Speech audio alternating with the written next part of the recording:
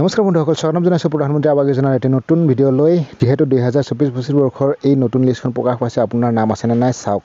যদিহে আপোনাৰ এই লিষ্টত নাম আছে তেনেহ'লে আপুনি পইচাটো লাভ কৰিছেনে কৰা নাই চাওক। মই ইয়াতে এখন লিষ্ট দেখুৱাইছোঁ, PDF লিষ্ট এখন দেখুৱাইছোঁ চাওক। ইয়াতে এই লিষ্টত প্ৰথমজন মানুহৰ নামত ঘৰ আহিছে, চেংচন হৈছে, কিন্তু তেখেতৰ প্ৰথম ইনষ্টলমেণ্টটো সোমোৱা নাই। আৰু দ্বিতীয়জন যিটো দেখিছে তলৰ অপশ্যনটোত, এখেতৰ প্ৰথম ইনষ্টলমেণ্টটো সোমাইছে, কিন্তু একেটা তাৰিখতে ক'ব গ'লে এই এখেতসকলৰ লিষ্টখনত নাম প্ৰকাশ পাইছে, কিন্তু তেখেতৰ পইচাটো সোমোৱা নাই আৰু এখেতৰ পইচাটো সোমাইছে। তো কি কাৰণে সোমোৱা নাই মই ভিডিঅ'টোত দেখুৱাম আপোনালোকক। তো আপোনালোকে ভিডিঅ'টো শেষলৈকে চাই থাকিব। যদিহে আপোনাৰ লিষ্টত নাম আছে, আপোনালোকে পইচাটো লাভ কৰা নাই আৰু কি কাৰণে লাভ কৰা নাই সেয়া চাব। চাওক ইয়াতে প্ৰথমজনৰ দেখিছে নহয়, একাউণ্ট ষ্টেটাছটো ৰেজেক্ট হৈছে আৰু আধাৰ ষ্টেটাছটো ৰেজেক্ট হৈছে, অৰ্থাৎ ব্লক হৈছে পাব্লিক ফাইনেন্সিয়েল মেনেজমেণ্ট চিষ্টেমত। আপোনালোকে ভালদৰে চাব পাৰে। চাওক ইয়াতে যিটো নেকি একাউণ্ট ষ্টেটাছ সেইটো ৰেজেক্ট হৈছে আৰু যিটো নেকি আধাৰ ষ্টেটাছ সেইটোও মানে ব্লক কৰি দিয়া হৈছে, অৰ্থাৎ তেওঁৰ আধাৰ কাৰ্ডটো বেংক একাউণ্টৰ লগত লিংক নাই। আৰু এইজন ব্যক্তিৰ চাওক ইয়াতে মই দেখুৱাইছোঁ, এখেতৰ সম্পূৰ্ণ ভেৰিফাই আছে আৰু এখেতৰ পইচাটো সোমাইছে। এতিয়া যদি আপোনাৰ এই লিষ্টখনত নাম আছে আৰু আপোনাৰ পইচাটো সোমাইছে নে সোমোৱা নাই যদি চাব বিচাৰিছে তেনেহ'লে, বা আপোনাৰ যদি এতিয়ালৈকে পইচাটো লাভ কৰা নাই, কিয় লাভ কৰা নাই, সম্পূৰ্ণ প্ৰচেছটো চাবৰ কাৰণে আপোনালোকক মই এটা ব্ৰাউজাৰ অ'পেন কৰি দেখুৱাইছোঁ।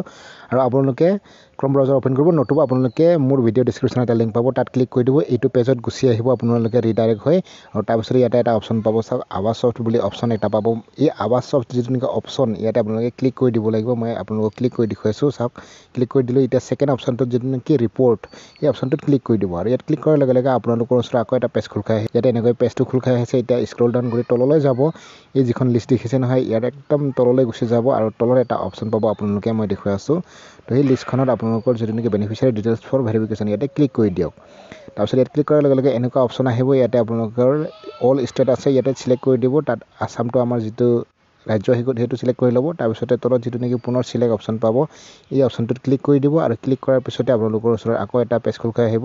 তো ইয়াতে আপোনালোকৰ যিটো নেকি জিলা সেইখন চিলেক্ট কৰিব লাগিব, অৰ্থাৎ অসমৰ যিমানকেইখন জিলা আছে গোটেইখিনি আছে, আপোনালোকে নিজৰ জিলাখন চিলেক্ট কৰিব। মই ইয়াতে ডিব্ৰুগড় চিলেক্ট কৰি দিম এক্সাম্পল হিচাপত, মই যিকোনো এটা দেখুৱাইছোঁ আপোনালোকক দেখুৱাবৰ কাৰণে। তো ডিব্ৰুগড় চিলেক্ট কৰিলোঁ, কৰাৰ পিছতে পুনৰ চিলেক্ট অপশ্যন পাব। ইয়াতে আপোনালোকৰ জিলাৰ যিখিনি নেকি ব্লক আছে, ব্লক নাম শ্ব' কৰিব। তো আপোনালোকে নিজৰ ব্লকখনৰ নাম চিলেক্ট কৰি দিব। মই ইয়াতে এটা ব্লক চিলেক্ট কৰিছোঁ, টেঙাখাত ব্লক চিলেক্ট কৰিলোঁ। তাৰপিছতে চিলেক্ট অপশ্যনটোত ক্লিক কৰি দিব। ইয়াতে আপোনালোকৰ পঞ্চায়তটো চিলেক্ট কৰিব লাগিব। মই ইয়াতে পঞ্চায়তটো এটা চিলেক্ট কৰি দিম, যিটো নেকি টেঙাখাতৰ পঞ্চায়ত এটা আছে, সেইটো হৈছে কি দুলীয়াজানটো মই চিলেক্ট কৰি দিছোঁ। ইয়াতে দুলীয়াজানটো চিলেক্ট কৰিলোঁ। তাৰপিছতে পুনৰ অপশ্যন আহিব আপোনালোকৰ ওচৰত চিলেক্ট। তো এই চিলেক্ট যিটো নেকি অপশ্যন দেখিছে, ইয়াতে পুনৰ ক্লিক কৰি দিব। ইয়াতে ফাইনেন্সিয়েল ইয়েৰটো আপোনালোকে চিলেক্ট কৰিব লাগিব, যিটো নেকি শেষৰটো কৰিব 2024 আৰু 2025 বুলি। এইটোত ক্লিক কৰি দিব। ক্লিক কৰাৰ পিছতে পুনৰ আকৌ এটা চিলেক্ট অপশ্যন আহিব আপোনালোকৰ ওচৰত, আৰু এই চিলেক্ট অপশ্যনটোত ক্লিক কৰি দিব। আৰু এতিয়া আপোনালোকৰ যিটো নেকি স্কিম সেইটো ইয়াতে শ্ব' কৰিব। আপোনালোকে প্ৰধানমন্ত্ৰী আৱাস যোজনা গ্ৰামীণ প্ৰথমতে আছে, এইটো চিলেক্ট কৰি দিয়ক। ইয়াতে চিলেক্ট কৰি দিব, টিক লগাই দিব। লগাৰ পিছতে আপোনালোকৰ ওচৰত এই অপশ্যনটো আহিব। এতিয়া এই যিটো নেকি সংখ্যা দেখিছে, এই সংখ্যাটো আপোনালোকে প্লাছ থাকিলে প্লাছ কৰি দিব, মাইনাছ থাকিলে মাইনাছ কৰি দিব। মই প্লাছ আছে যিটো 37 প্লাছ 80, তো কিমান হ'ব 117 হ'ব, অৰ্থাৎ 117 হ'ব। মই 117 ইয়াতে টাইপ কৰি দিম। তাৰপিছত যিটো নেকি এই ছাবমিট অপশ্যন দেখিছে, এই ছাবমিট অপশ্যনটোত আপোনালোকে ক্লিক কৰি দিয়ক। আৰু এতিয়া আপোনালোকে স্ক্ৰল ডাউন কৰিব তললৈ এটা লিষ্ট আহিব, যিটো নেকি লিষ্ট দেখিছে এই বেনিফিচিয়াৰী লিষ্টটো, অৰ্থাৎ ইয়াতে বেনিফিচিয়াৰী লিষ্টটো আহিছে 2024-25 বৰ্ষৰ যিটো নেকি নতুন বেনিফিচিয়াৰী লিষ্ট। আৰু এই লিষ্টত কেৱল 14টা বেনিফিচিয়াৰী লিষ্টহে আপোনালোকে দেখা পাব।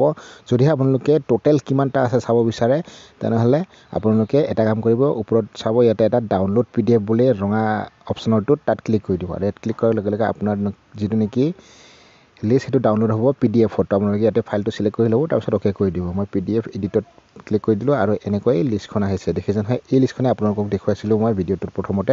তো ইয়াতে চাওক প্ৰথমজন মানুহৰ নাম কি আছে, অজিত বুলি আছে, তেখেতৰ পইচাটো সোমোৱা নাই। আৰু দ্বিতীয়জনৰ অঞ্জনা, তেখেতৰ পইচাটো সোমাইছে। তো কাৰণ কিয় এখেতৰ পইচাটো কিয় সোমাইছে, এখেতৰ পইচাটো কিয় সোমোৱা নাই, তো এনেকৈ আপোনালোকে চাব বিচাৰে যদি চাব পাৰিব। তো ইয়াতে চাওক বহুকেইজন মানুহৰ লিষ্টত পইচাটো সোমোৱা নাই, অৰ্থাৎ এই লিষ্টত থকা মানুহৰ পইচাটো সোমোৱা নাই। তেখেতসকলে ভাবিব পাৰে যে কিয় সোমোৱা নাই।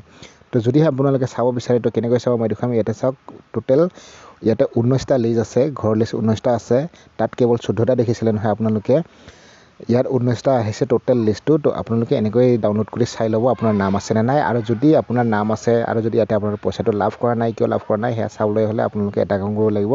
মই পুনৰ আপোনালোকক দেখুৱাইছোঁ। আপোনালোকে এই লিষ্টৰ পৰা বেক হৈ আহিব। বেক হৈ অহাৰ পিছতে আপোনালোকে এনেকুৱা এটা পেজ পাব। এতিয়া আপোনালোকে দেখিছে নহয়, এই লিষ্টত যদি আপোনাৰ নাম আছে, আপোনাৰ নামৰ যিটো নেকি এটা ID নম্বৰ আছে ছাইডত, সেই ID নম্বৰটো আপোনালোকে কপি কৰি ল'ব লাগিব। যিটো আপোনাৰ নামৰ ID হয় সেইটো কপি কৰি ল'ব। কপি কৰাৰ পিছতে আপোনালোকে এনেকৈ কপি কৰি ল'ব। মই কপি কৰিলোঁ। তাৰপিছতে ওপৰত যাব, ইয়াত এটা হোম অপশ্যন পাব চুকত, এই ছাইডৰ হোম অপশ্যনটোত ক্লিক কৰি দিব। আৰু এতিয়া আপোনালোকে এনেকুৱা পেজটো পুনৰ পাব। আৰু এতিয়া ইয়াতে এটা অপশ্যন আছে ষ্টেক হোল্ডাৰ, তাত ক্লিক কৰি দিব। প্ৰথম অপশ্যনটোত ক্লিক কৰি দিব। ইয়াতে ক্লিক কৰাৰ লগে লগে আপোনাৰ ইয়াতে ID নম্বৰটো টাইপ কৰিব ক'ব। ইয়াতে ৰেজিষ্ট্ৰেশ্যন নম্বৰটো টাইপ কৰি দিয়ক, পেষ্ট কৰি দিয়ক। তাৰপিছত ছাবমিট অপশ্যনটোত ক্লিক কৰি দিয়ক। আৰু এতিয়া আপোনালোকে ইয়াত ক্লিক কৰাৰ লগে লগে আপোনাৰ যিটো নেকি ডিটেইলছ সেইটো ইয়াতে শ্ব' কৰিব। চাওক, এইটো অজিত নামৰ মানুহজনৰ আছিলে।